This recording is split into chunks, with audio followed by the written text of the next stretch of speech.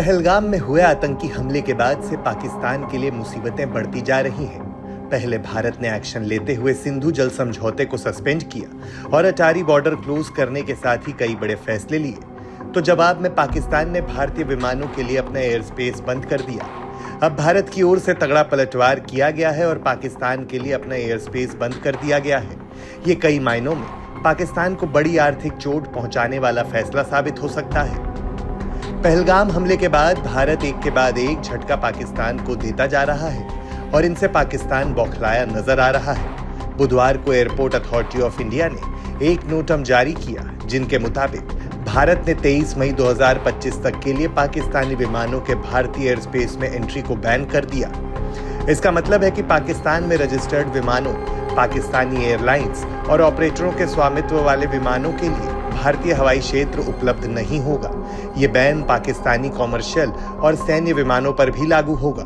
जैसे को तैसा वाला जवाब देते हुए भारत का एयर स्पेस क्लोज करने का फैसला पाकिस्तान को बड़ी आर्थिक चोट पहुंचाने वाला साबित हो सकता है और एयर स्पेस बैन होने से उड़ानों की शेड्यूलिंग में बड़ा व्यवधान उत्पन्न होने, उड़ानों की टाइमिंग में बढ़ोतरी के साथ ही पीआईए की ऑपरेटिंग कॉस्ट में उछाल ला सकता है। एविएशन एक्सपर्ट्स की माने तो भारत के इस फैसले के बाद डेस्टिनेशन के आधार पर कई पीआईए उड़ानों को 1 से 2 घंटे तक बढ़ाया जा सकता है।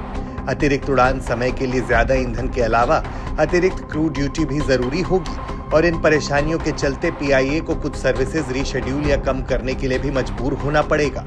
पाकिस्तानी एयरलाइंस पीआईए जो 32 विमानों का एक मामूली बेड़ा संचालित करती है, पहले से ही दबाव में है और पहलगाम आतंकी हमले के बाद भारत की ओर से एयर स्पेस बंद करने की इस कार्रवाई के बाद पीआईए की मुश्किलें और भी बढ़ने वाली हैं।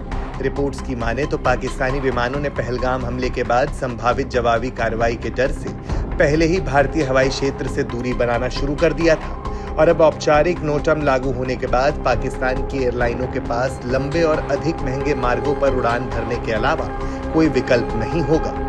पीआईए को अब अपनी उड़ानों का मार्ग बदलकर चीनी और श्रीलंकाई हवाई क्षेत्र से होकर करना पड़ेगा।